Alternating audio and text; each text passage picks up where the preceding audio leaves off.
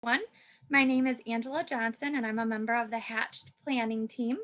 I'll be monitoring today's session as well as monitoring the chat. So if you have any questions or comments, feel free to leave them there and we'll get to them.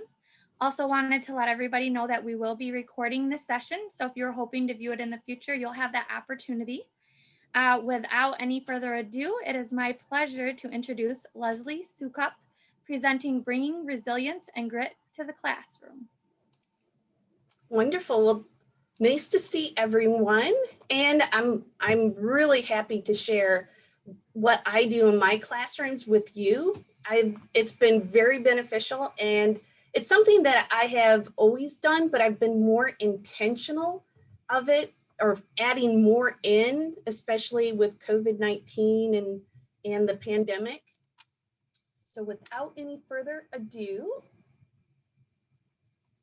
all right. So if you're not familiar with resilience and grit, well, resilience is the ability to bounce back after experiencing adversity and find something that you can grow from it. So you're growing from experiencing adversity, learning from those different challenges that you may have experienced.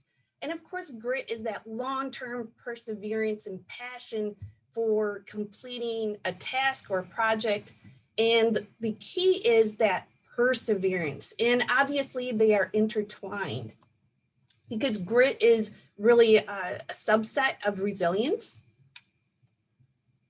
And something that you may not be aware of is that resilience and grit are more than just stories. It's more than just what's in the, in TV shows or in the movies. We can learn from each other. And that's the great thing about bringing resilience and grit into the classroom, is that it's reinforced by all of us, the professor, the students interacting with one another. They are helping to influence their resilience and grit levels.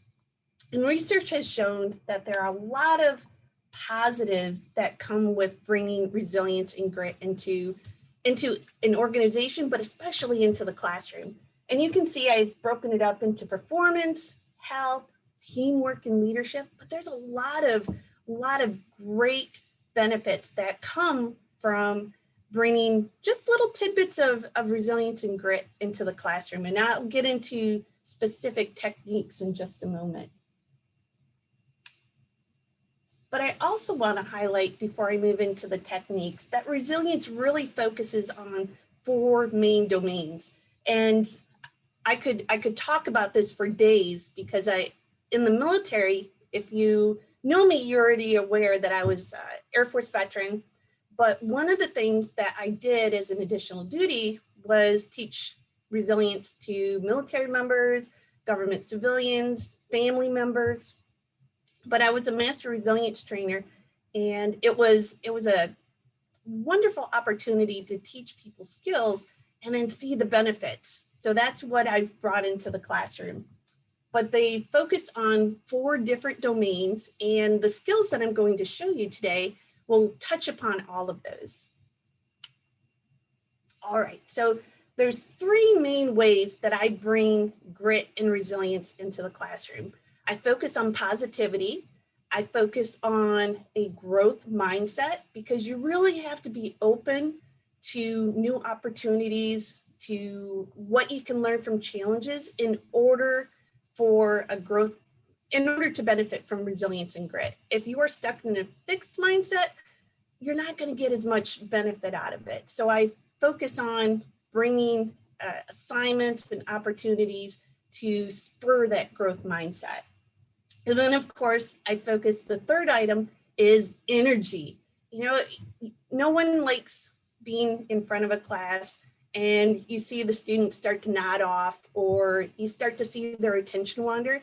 Well, I'm going to show you some ways to bring some energy back into your classroom and bring that focus back to what you're teaching, so that way they can get the best learning experience out of it. So let's focus on positivity. So a lot of this comes from the broaden and build theory. And Fredrickson and Joyner, what their research showed is that when people feel positive emotions, it jolts them into a new frame of thinking where they're open to ideas. So it's spurring a growth mindset. In the same time, it's bringing them open to new ideas, which is awesome. And when they're open to new ideas, you're going to get them more engaged in the learning process. And the ways that I do this is I have a playlist that as soon as I come into either the physical classroom or on Zoom, I start the playlist.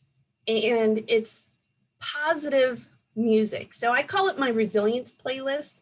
And if there's time at the end, I'll show you some of the songs that are on there. But as this playlist is playing, I have a slideshow that I show that has positive quotes. And it all focuses on reinforcing the concept that, you know, things may be difficult, but there's learning. Or, you know, it could be just that don't focus on the failures, focus on the lessons learned. And it's interesting because as this is playing, I see the students come on and they're engaged. They're turning on their cameras. I see some of them start to, you know, dance in their seats. They're getting into it. In fact, one time when I had it was just a couple weeks ago, I was a little slow getting the playlist started, and I actually had one student say, "Where's the music?" You know, they were waiting for it because they really enjoy the positivity that it brings into the beginning of class. And that energy transforms itself into the learning process as you move into what's happening in the classroom and discussing the different objectives that you want to get out of the day. They're more engaged, and it's a wonderful experience.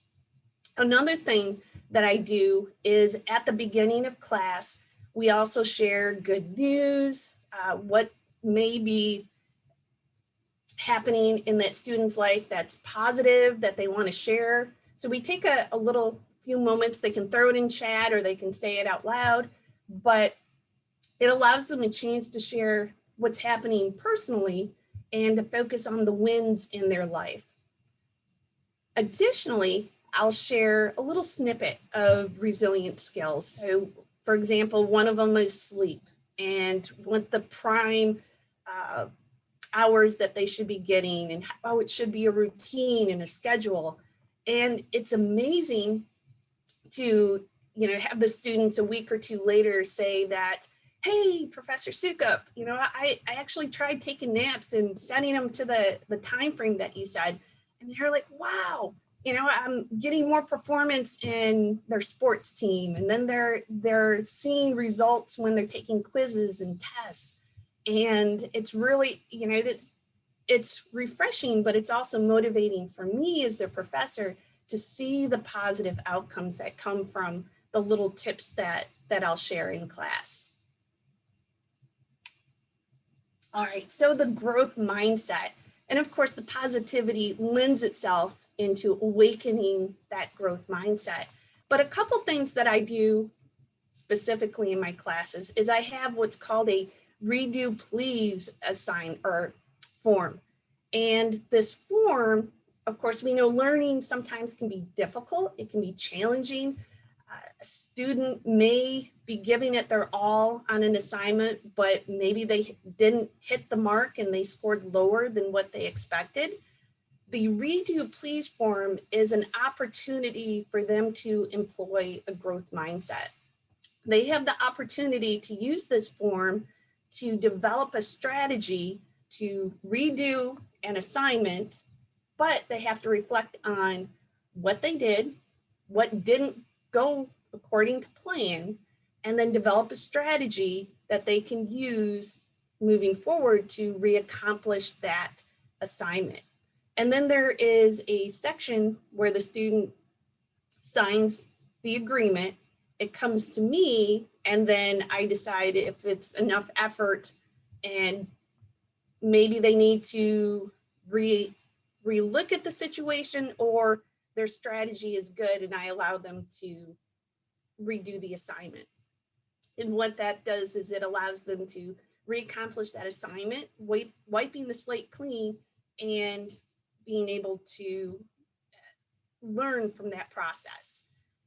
You may be thinking, wow, that's a lot of work on the professor, but a lot of, I've been doing this for about a year now, and I only get a handful of students who actually utilize the redo please form. The majority don't take me up on it, but it is an option for the students. Another thing that I do is a weekly reflection where they will reflect on the material that they've learned, and it's a small stakes assignment, but they're able to reflect on what they've learned over the week and find ways to use it in either their personal lives, their professional lives, but how can they use that knowledge that they're gaining in a new way? And it's a video format that I have them do this in, and it's amazing to see the growth in the students from at the very beginning of the semester till now.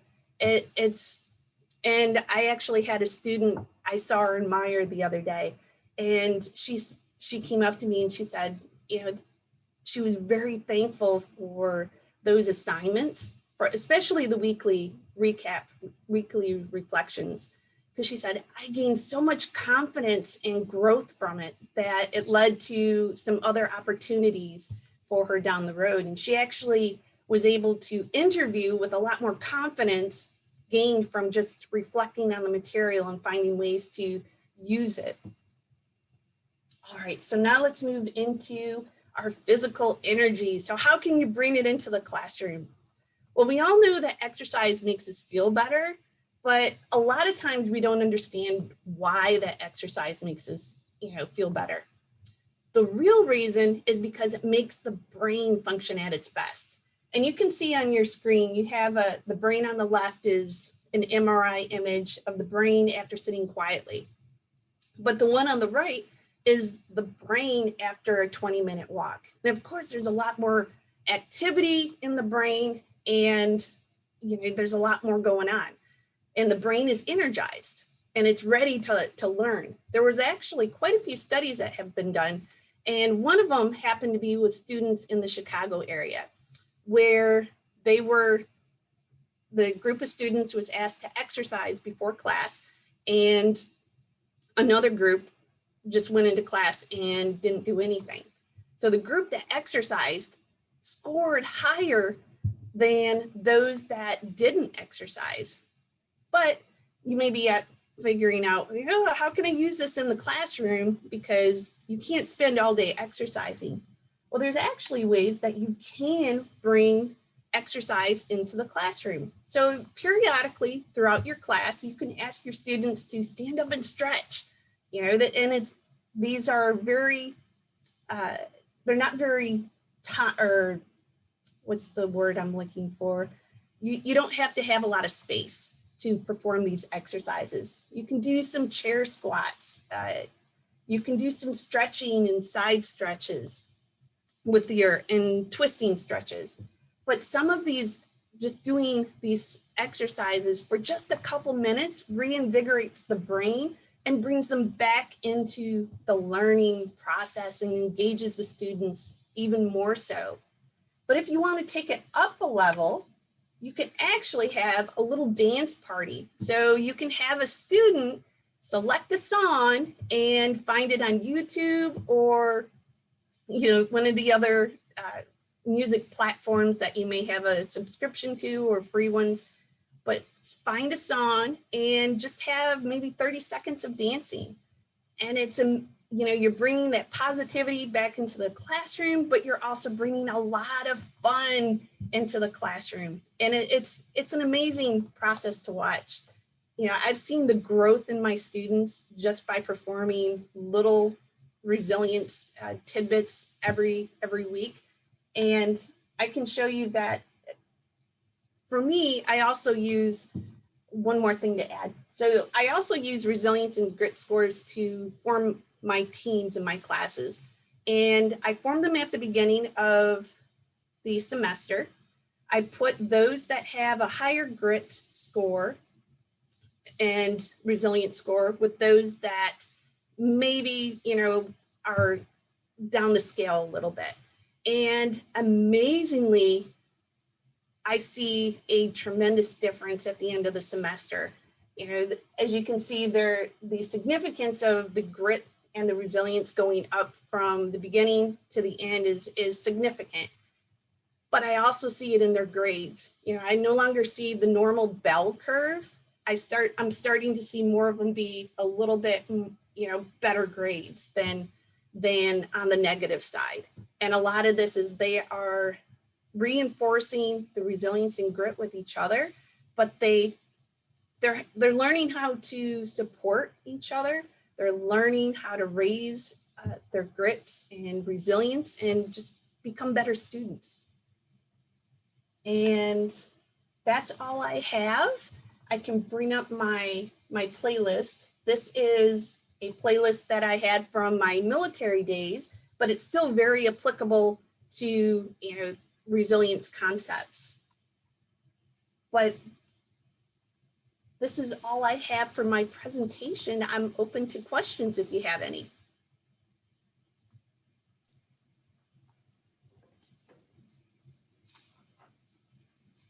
So funny. I'm looking at your playlist and the physical. I have some of those on my workout playlist. That's awesome. No joke. Leslie, I was wondering, since kind of incorporating some of those approaches are different than what maybe most students are used to in their classroom experiences, when you're starting at the semester or kind of laying out, do you kind of put any like a primer or, just some instruction of those things that they might see that are a little different to help them get, I guess, in the right mindset to even engage in some of these different aspects? That's a great question. So on the very first day of class, I still start off the same way, but I give my background and I give my research passions into resilience and grit, but I also give them the reason why this is important. So I lay out a little bit of foundation at the very beginning of the semester that helps them realize what's going on.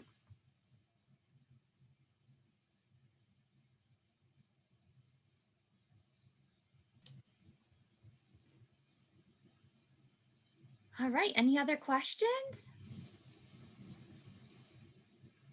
Comments?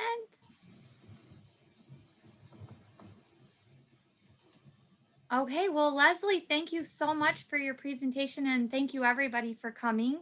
Hope you enjoy the next one that you're going to, and have a great rest of your evening. Thank you, guys. Thank you. Thank you, Leslie.